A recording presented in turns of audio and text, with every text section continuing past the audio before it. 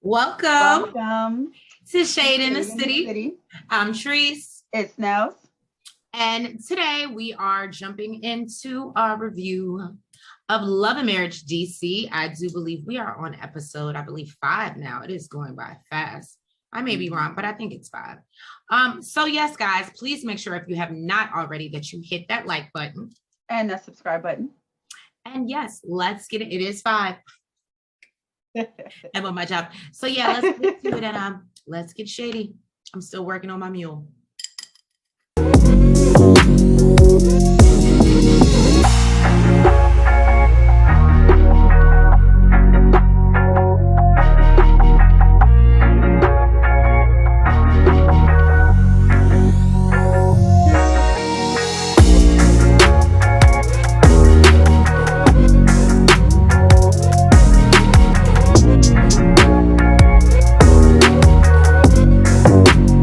Monique and Chris's argument, right where we left off. And Monique is telling production she's so upset because she's tired of having the same conversation and it doesn't seem to be seeping through. She explains that she was trying to have an in-depth conversation. She doesn't want to, like on a spiritual level, she doesn't want to have a surface level conversation. So Chris comes back in to join her and she explains that, she's just trying to have a conversation. She was not trying to put him down. She just wants to align and get back to their balance. And he says he's trying to do that too. But, with this marriage stuff, there is no manual. Right. Go home, tell it, Chris. He says there is nothing more important than trying to be the man that she needs. And he's working on those things. Go ahead, Chris. Let me tell you something. This scene just okay. My heart went out to Chris. It did for me too. He says maybe he dropped the ball because he felt like, he's there every night. He's hands-on with his kids and he provides. So basically, what else is he supposed to do? And he says he feels like most men think this way and they don't think, emotional or in depth the way women do. Right. But now he's seeing where they are and they're not growing together or in the same direction. And he's in desperation mode. I said, poor Chris. Monique starts getting upset and crying. And he says once she got upset, that's when he had his aha moment. He tells her, I'm still in this as long as you are. And she was like, clearly I'm still in this. Otherwise, I just stay my ass in Tanzania. But it was super cute, but it also wasn't super cute because I just felt like gotta get in your ass. Like Monique was doing a lot. She was just doing a lot. Like, I hate to use the word annoyed, but I was annoyed by just like, I felt like she was looking for something. And as I told Nels off camera, I said, her getting mad at him for not having an aha moment to me is the equivalent of you going to church with somebody and then being upset that they didn't catch the Holy Ghost. Like, you don't get to determine what happens to somebody. It's a spiritual journey for a reason. And yes, you're on it together, but you don't get to determine when he has the moment and how it happens. And like, that was just way too much control for me.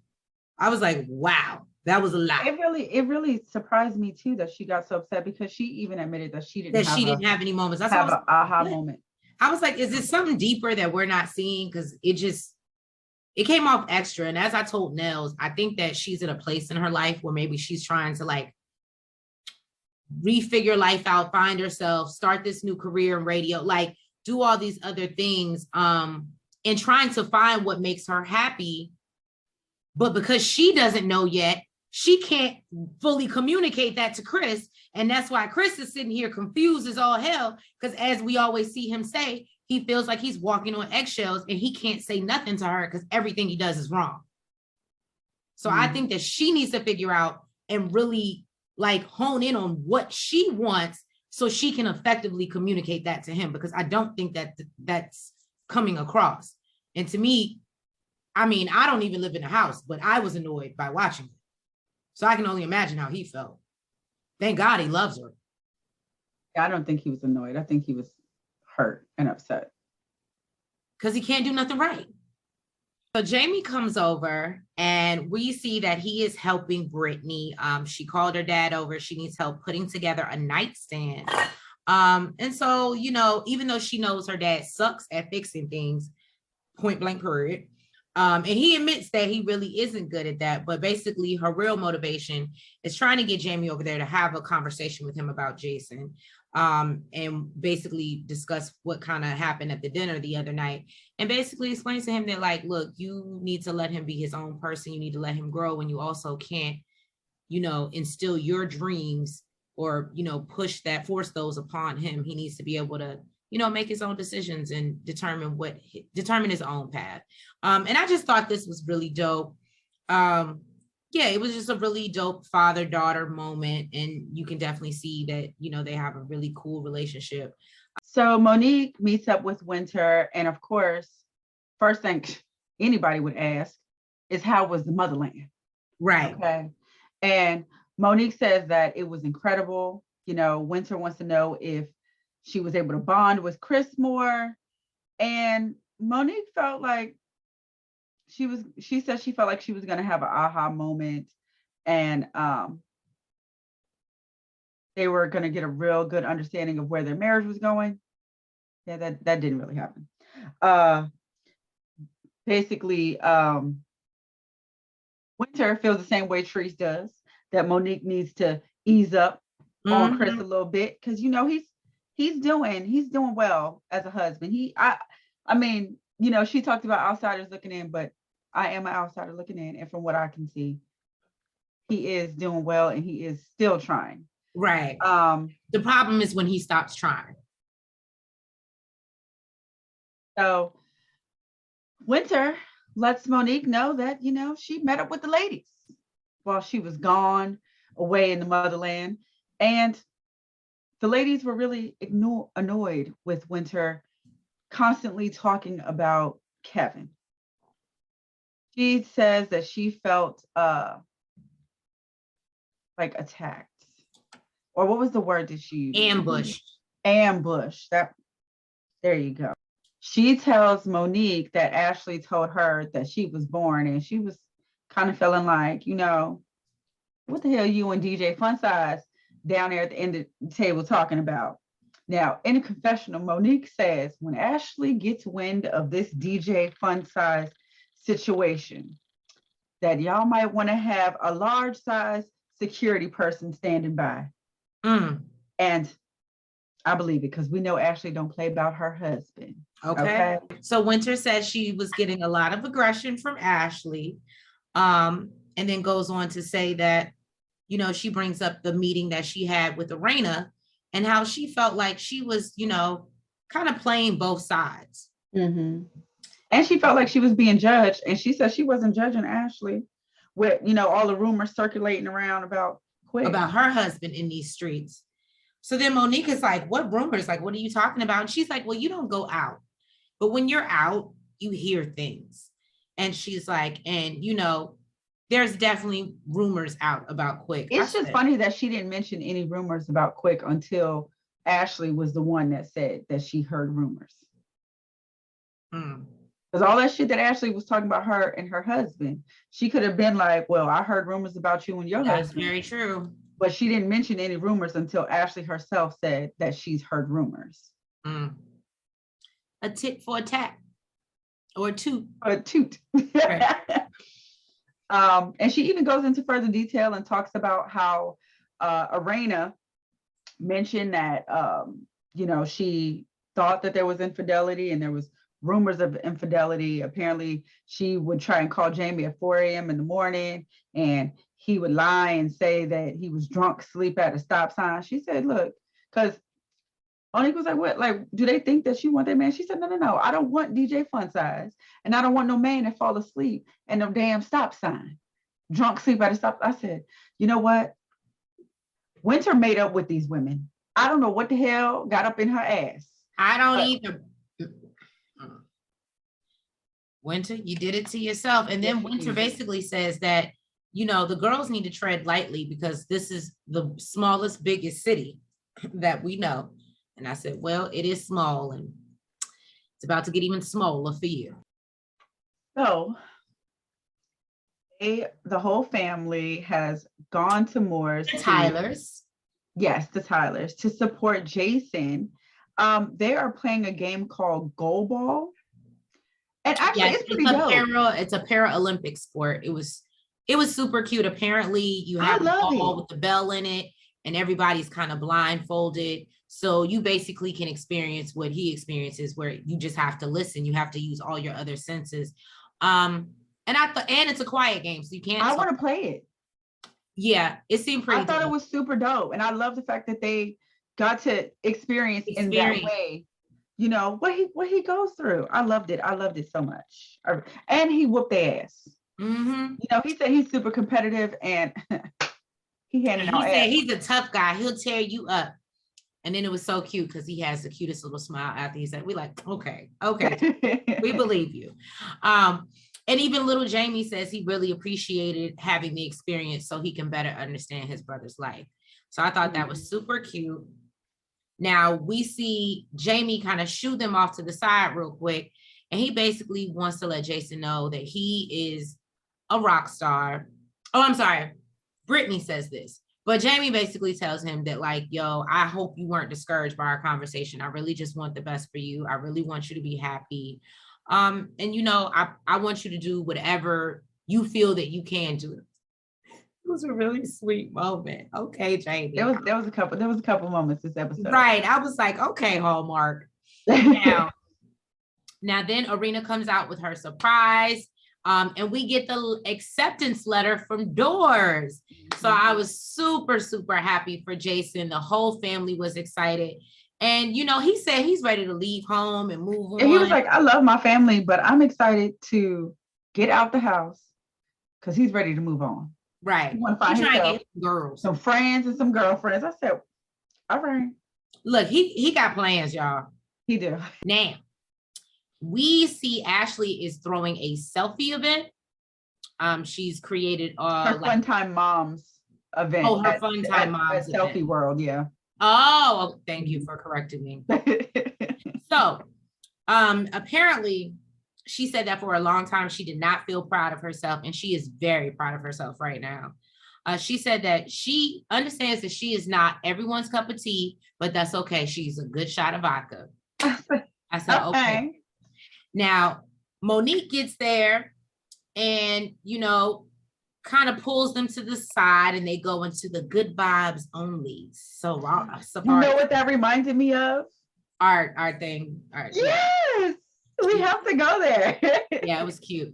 Monique talks about her lunch with Winter and how she, says Winter felt ambushed by you guys. Why would she feel that way? So they were in shock. Look, Monique was like, they was like Craig and Friday off of, right. Exactly. So Monique talks about how, she said that Arena was straddling the fence. I said, damn. And then Ashley feels like, she's just making up stories and she feels like she's the victim.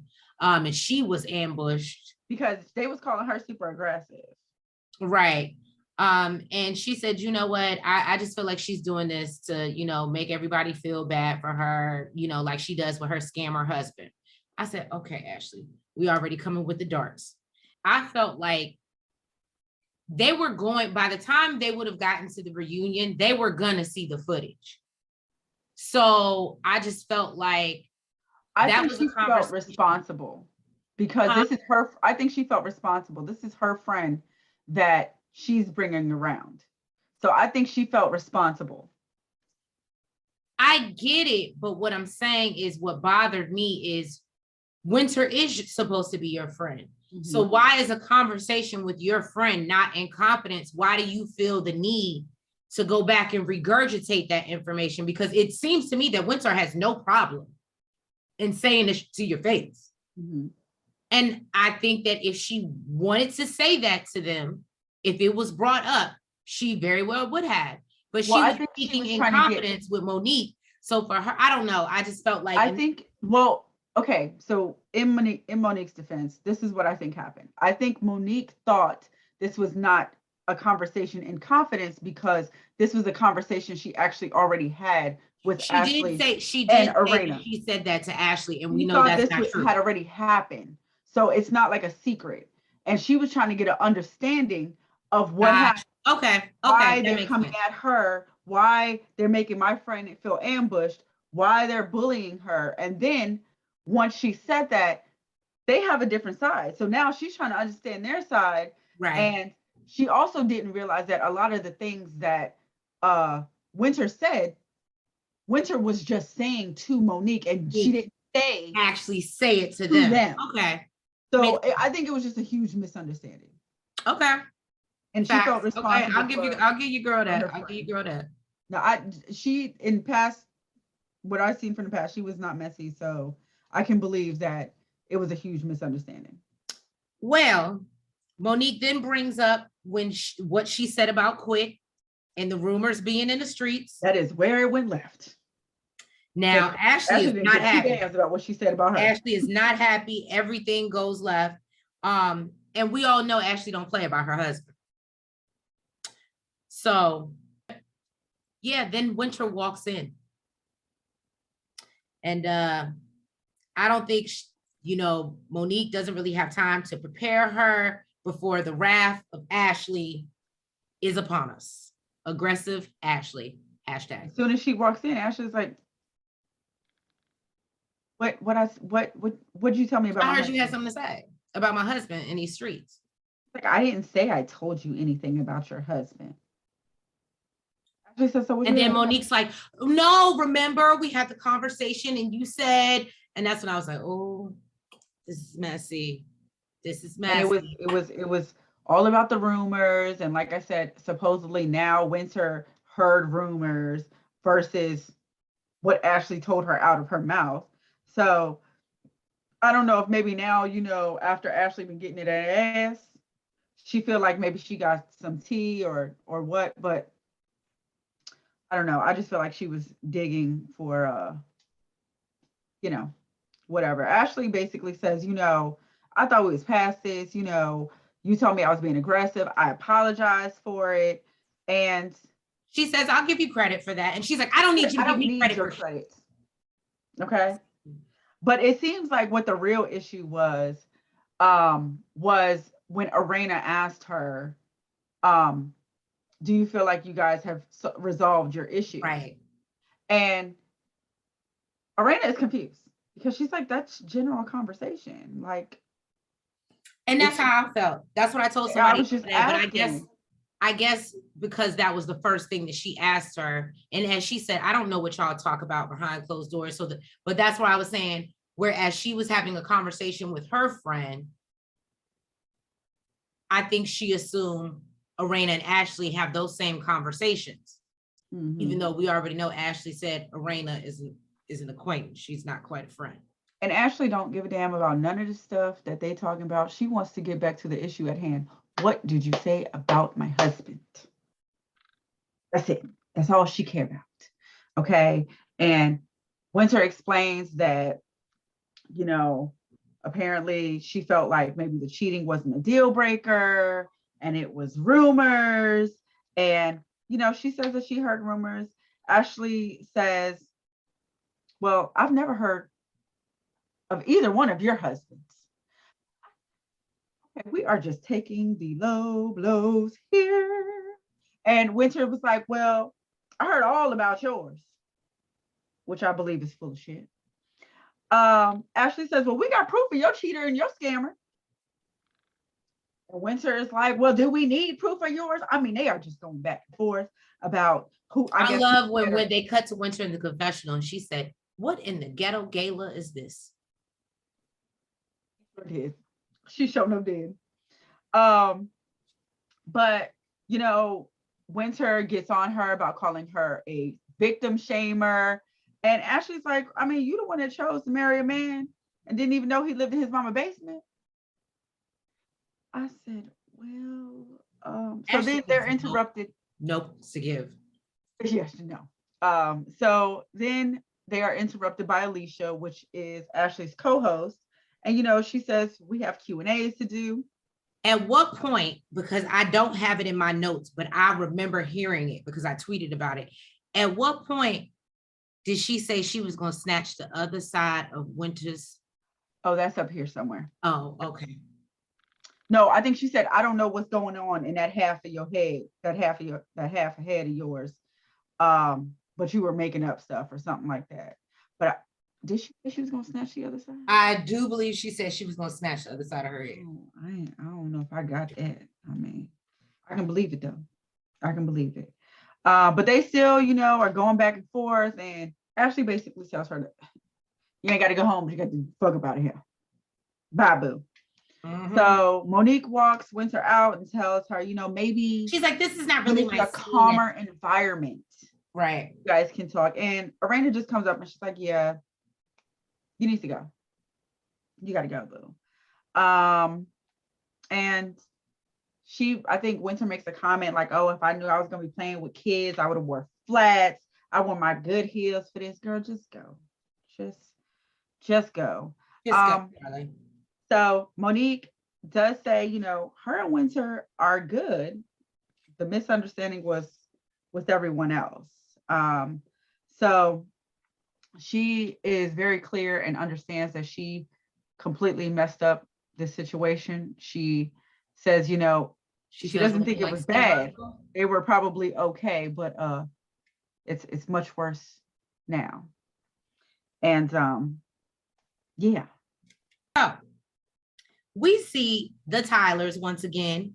And they went over to, apparently they have rental properties and things going on. It's a real estate investing business called right. So they go to visit this home that they have. I believe it was in Northeast. What it was. Mm-hmm. Based off of, I'm basing that off of what Jamie tweeted when I was on Twitter the other day. But no, so they go into the house. Apparently there have been squatters there. I know about this with, rental property stuff. And yeah, there's squatters there and they're pooping and, leaving stuff behind. And I'm sure there's a lot of other things in there. So they're basically thinking about trying to get rid of it. I don't, but at the same time, I don't know why they're trying to get rid of it though, because then they invite their partners over, which I don't remember their name. Well, they said it's been a thorn in their side and they're just trying to get it off of their hands because I know their partners, Ronaldo and. Oh, okay. Thank you. They invited them and they're look at God. They're talking about how much they have to invest into it to fix it up. So I guess they want to fix it up and just be done with it. So I don't think they mean get rid of it as in just get rid of it. They want to invest and sell it. Got it. So apparently, the night before, there was a slight miscommunication or misunderstanding between Arena and Jamie.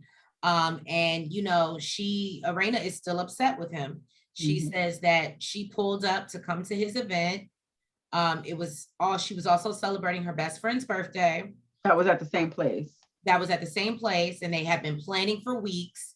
She arrives. She was supposed to just pull up the car and get out and he go park it. And she said that when she got out, he was yelling at her and it was a whole bunch of people looking at them and she felt really embarrassed. And so she literally just got in the car and left. Yeah. Jamie is just like, he really does give me DC dude. He's like, say them tears. Like, I was like, yes. I was like, it really gave DC. It really did. But he was just like, I didn't do nothing to you. And basically Arena explains that when you are going through something at work, you tend to take it out on me. And he admits that there was some things going on at the time. So, and he was probably drinking. The fact that he was like, oh, if you know that, then basically like you need to like, he didn't say it, but like basically you need to like cater to what I'm going through. Basically. And then he also said, well, if you really felt that way or, you should have stayed home.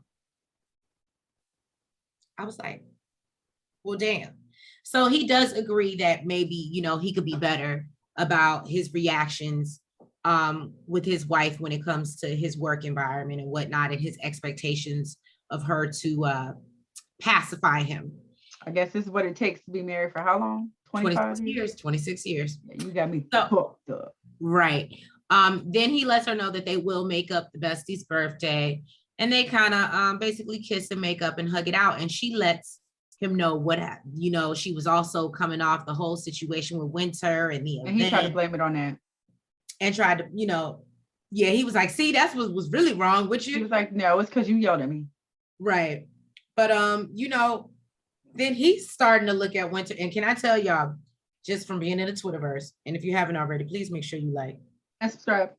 But when I tell you, DJ, I didn't even want to say that. DJ Quick, I was about to say the other name and be like Winter.